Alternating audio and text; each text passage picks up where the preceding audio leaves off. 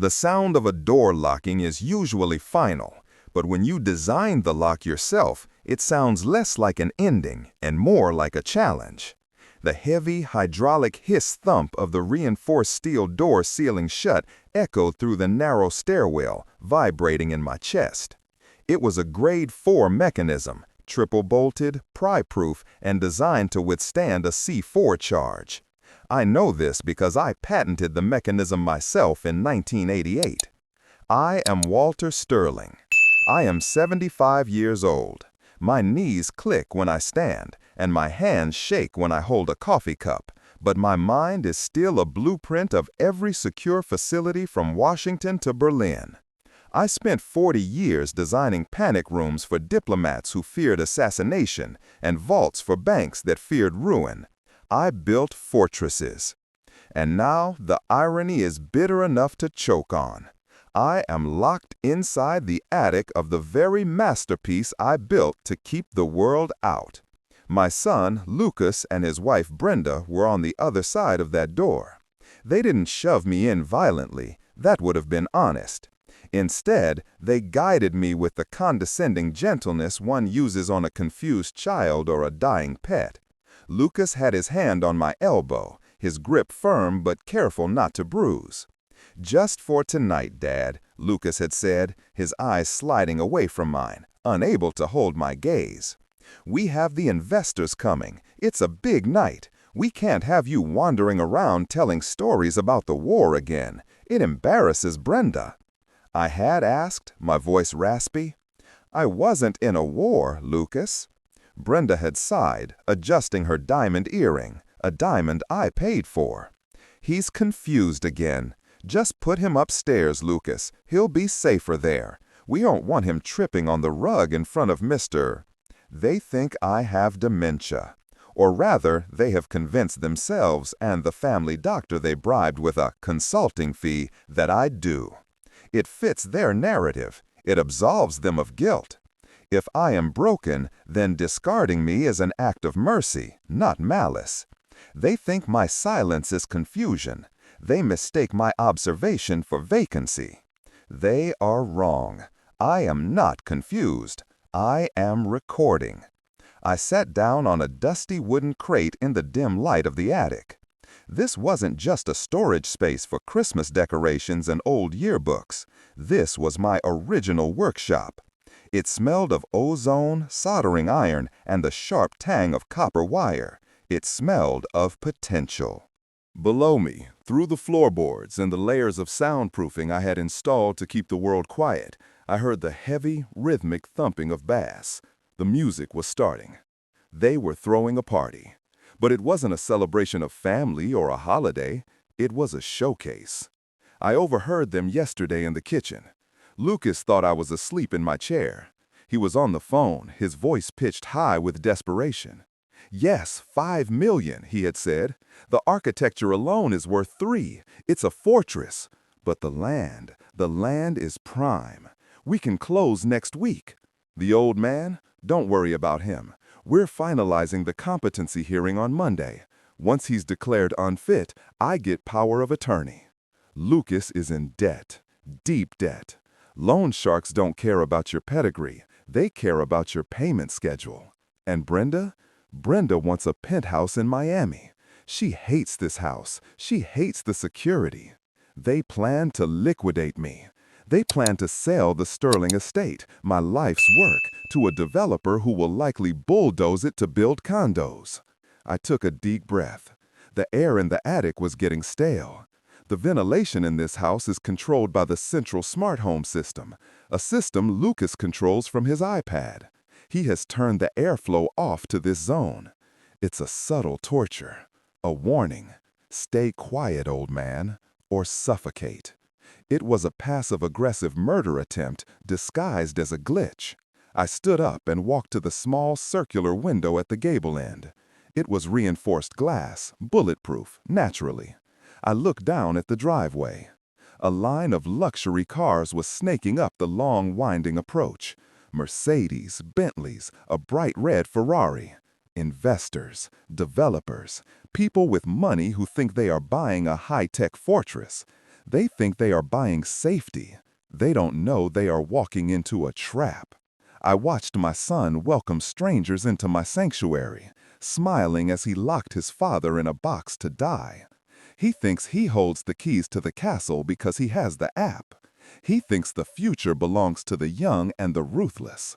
If you believe that technology is no match for the man who wrote the code, if you believe that respect is earned and not inherited, hit that subscribe button. You need to see what happens when the house itself decides to fight back. Lucas thinks he is smart. He grew up in the age of Wi-Fi and Bluetooth. He thinks security means a password on a screen and a fingerprint scanner. He forgets that I built this house 20 years ago, before everything was wireless. He forgets that I don't trust signals that can be jammed. I trust hard lines. I trust copper. I trust physical connections. I turned away from the window. I walked to the brick chimney that ran up through the center of the attic. To the untrained eye, it looked like solid masonry. I moved a stack of old blueprints, yellowed and curling at the edges. Behind them, set into the brickwork, was a metal panel. It looked like a simple electrical junction box, painted gray to blend in. I reached into my pocket. I never go anywhere without my tools.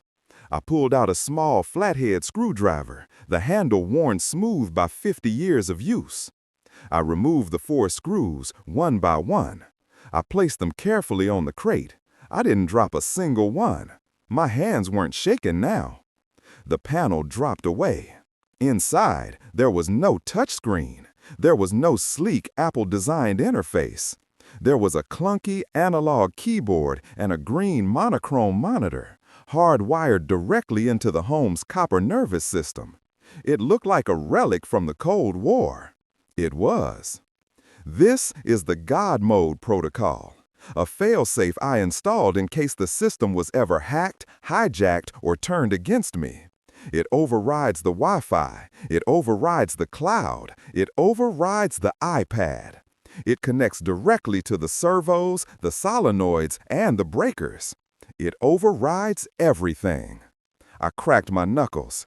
They were stiff with arthritis, popping loudly in the quiet attic. But my muscle memory was perfect. I didn't need to look at the keys. I typed in the command line. The keys clacked with a satisfying mechanical weight. root_alpha_alpha. I hit enter. The screen flickered. It hummed. Then green text began to scroll rapidly, a waterfall of code reflecting in my glasses. System override engaged. Wi-Fi disabled. Manual control active. Biometric lockdown initiated. Downstairs, the music stutters. The heavy bass cut out mid-beat, replaced by a sharp hiss of static. I heard a collective gasp from the partygoers below, muffled but audible. I looked out the window again. The landscape lights in the driveway flickered once, twice, and then changed color. They went from a welcoming soft white to a deep, pulsing warning red. I smiled in the darkness. It was a cold smile. Lucas locked me in the attic because he thought I was obsolete. He thought I was a bug in the system. But he forgot one crucial detail. He is just a user with guest privileges. I am the admin, and I am about to revoke his access permanently. The camera focuses on the green monochrome screen. The text, "Access denied," flashes repeatedly. In the reflection of the monitor, Walter's eyes are wide and focused. The red light from the driveway washing over his face, turning him into a silhouette of vengeance. Fade to black. Panic is a frequency I have tuned my life to hear, a dissonant hum that exists just below the surface of order. And looking at the monochrome monitor in my attic prison, I could see the exact moment the signal grew loud enough to shatter the party below. The atmosphere downstairs shifted from the warm, liquid ease of celebration to the jagged, staccato rhythm of confusion. Through the grainy feed of the hidden cameras I had installed in the crown molding, cameras Lucas didn't know existed because he never looked up, I watched the choreography of a disaster unfolding in real time. Lucas was standing by the marble fireplace, a glass of scotch in one hand and his iPad in the other. He was tapping furiously on the screen, his thumb striking the glass with a violence that betrayed his composure. He looked like a conductor whose orchestra had suddenly decided to play jazz in the middle of a symphony. He announced to the crowd of wealthy potential buyers, his voice pitching a little too high, a little too bright. "Smart homes, right? Sometimes they need a reboot. It's just the system updating." I watched the developer, a man named Galloway who wore a suit that cost more than my first workshop, frown. He lowered his drink. He looked at the flickering lights, then at Lucas. The trust in the room was evaporating like mist in the sun. Brenda was standing next to Lucas. She was smiling tightly, a rictus of social desperation plastered across her face. Her knuckles were white around the stem of a champagne flute, gripping it so hard I expected the crystal to snap. "Lucas, fix it," she hissed, her voice barely audible over the sudden silence of the music system. "You said you had full control." Lucas whispered back, panic edging into his voice, turning it rough. "The app is frozen. It's locked me out. It says—" I smiled in the darkness of the attic. It was a petty line of code, perhaps, but I have earned the right to be petty. I typed another command into the clunky keyboard, the mechanical keys clacking satisfyingly in the silence. Climate_control_zone1_freeze. I hit enter. The house responded instantly. The industrial-grade air conditioning units downstairs kicked into overdrive. I could hear the hum of the compressors vibrating through the floorboards, a deep, throaty growl. The vents in the living room opened wide, and a blast of frigid air, chilled to 50 degrees, poured into the space. The temperature dropped 10 degrees in 2 minutes. I watched the guests. A woman in a strapless cocktail dress shivered, rubbing her bare arms. A man buttoned his suit jacket. They looked around, confused, searching for the source of the sudden Arctic draft. Galloway asked, looking up at the vents. I'll check the thermostat," Lucas stammers, his face pale. He ran to the wall unit, tapping the sleek glass interface. It was dead, black, unresponsive. It's stuck," Lucas muttered, hitting the side of the panel with his palm. "Must be a sensor error." "You can't reset a system you don't control, son," I whispered to the monitor. I was just getting started. The cold was merely the discomfort. Now came the truth. I accessed the audio archives. The house records everything, a security feature Lucas ignored because he was too busy admiring the aesthetics to read the manual. I searched for a file from 2 nights ago, a conversation that had taken place in the very room where they now stood. I pressed the key. Suddenly, my son's voice boomed through the expensive surround sound system, drowning out the murmurs of the guests. It was loud, distorted slightly by the volume, but crystal clear in its malice. "He's an old leech, Brenda. We lock him up, sell the place for $5 million, and dump him in Shady Pines. Who's gonna know? He's senile." The room went silent, absolutely dead silent. The guests froze in place like statues in a museum of betrayal. Galloway put down his drink on the mantelpiece with a sharp click.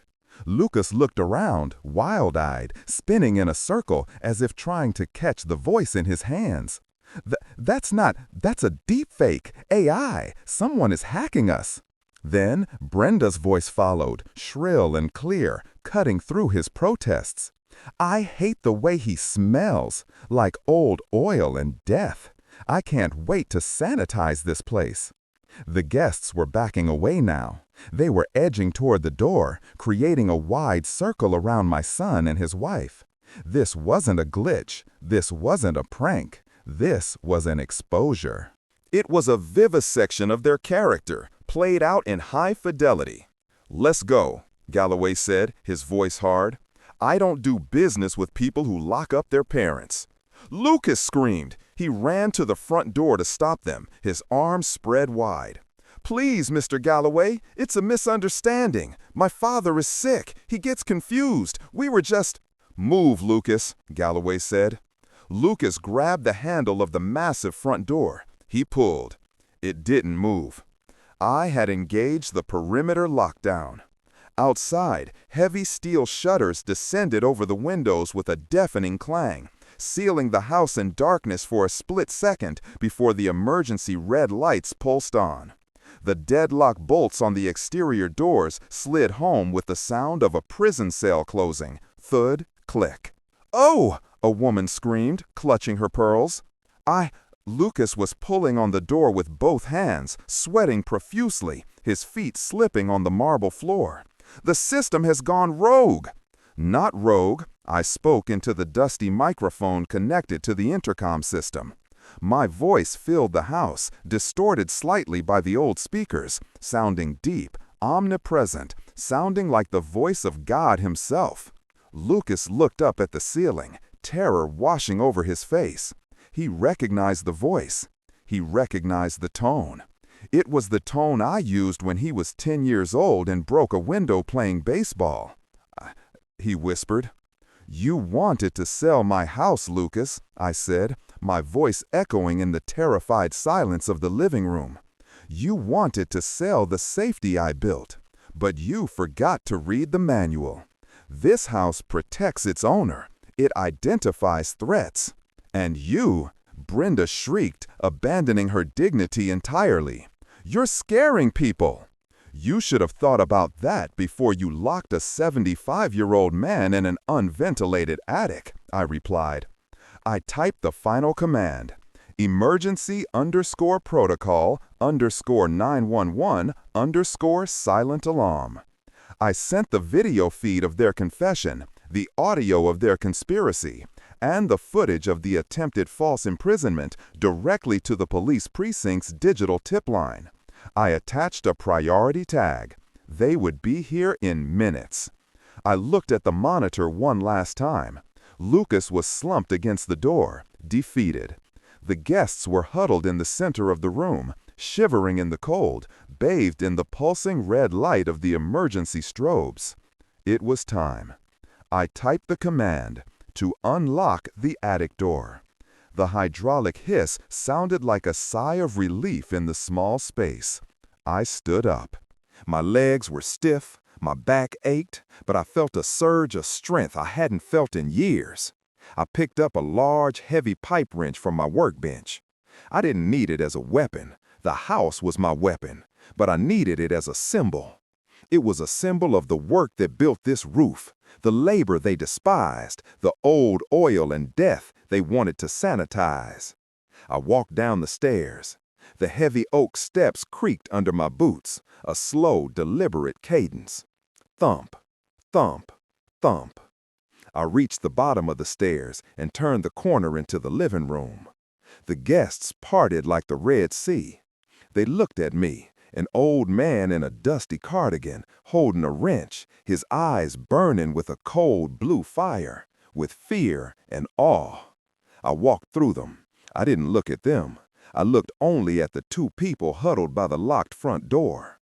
Lucas and Brenda were shivering in the Arctic air I created. Their expensive clothes offered no warmth against the chill of judgment. When Lucas saw me, he flinched. "Open the door, Dad," Lucas begged, tears streaming down his face, mixing with the sweat of his panic. "Please, we're sorry. It was just talk. We didn't mean it. We were stressed about the money." "You locked me in a box," I said calmly, stopping 5 feet from them. "You cut the ventilation. You planned to declare me incompetent. That isn't talk, Lucas." "We can fix this," Brenda pleaded, her mascara running down her cheeks. "We can go back to how it was. We'll take care of you." "The house heard you," I said, looking around at the walls I had plastered, the beams I had raised, and the house doesn't forgive. Sirens wailed in the distance, a rising crescendo that pierced the steel shutters. Blue lights flashed through the cracks, mixing with the red emergency pulse inside. "The police," Lucas whispered. "Dad, don't let them take us, please." I looked at him. I looked for the little boy who used to hold the flashlight for me while I worked. I looked for the young man I sent to college. I didn't see him. I saw a stranger with my eyes and a thief's heart. I walked to the wall panel. I punched in a 6-digit code. The steel shutters rose with a mechanical groan. The red lights cut out, replaced by the harsh, revealing glare of the police spotlights outside. The front door unlocked with a heavy final thud. 2 police officers burst in, guns drawn, expecting a hostage situation. "Police!" Brenda shrieked, pointing a shaking finger at me. "He locked us in. He's dangerous." "He has a weapon!" I didn't drop the wrench. I just lowered it to my side. "Officers," I said, stepping forward into the light. My voice was calm, authoritative. It was the voice of the man who designed the precinct's own holding cells. If you check your dispatch logs, you'll find a cloud link I sent 3 minutes ago. It contains a recording of these 2 individuals conspiring to defraud a senior citizen and committing false imprisonment. The lead officer, a sergeant I recognized from the Rotary Club, lowered his gun. He tapped his earpiece. "Dispatch confirms, Mr. Sterling," he said, looking from me to the cowering couple. "We saw the video." "It's—" Lucas shouted. "He's senile!" "He seems to know exactly what he's doing," the sergeant said. He gestured to his partner. They moved in. They pulled Lucas and Brenda up from the floor. The click of the handcuffs was louder than the sirens. Lucas screamed as they dragged him out. "I'm your son! You can't do this! You can't send me to jail!" "I built this family," I said, watching him go, his feet dragging on the marble. "And I know when a structural failure is beyond repair. You don't patch it. You don't paint over it." They dragged them out into the night. The developers and investors filed out after them, muttering apologies, not looking me in the eye. They fled the house as if it were cursed. Perhaps it was. The door closed. The house was empty. The silence returned. But it wasn't the stifled silence of the attic. It was the silence of a fortress after a siege. I stood alone in the living room. The temperature began to return to normal as the system reset. The lights warmed to a soft amber. I walked over to my armchair, the one they wanted to throw out, and sat down. I placed the wrench on the side table. It was quiet. I was alone. I had no son. I had no daughter-in-law. I had no legacy left to leave anyone. But I was safe. My fortress held. The camera pans from Walter's tired, lined face, illuminated by the soft glow of the smart home panel on the wall, to the security screen embedded next to him. It shows the grainy black and white feed of the police car driving away with Lucas in the back seat. The screen goes black for a heartbeat, then reboots with a bright green check mark and the words "House Secure" fade to black.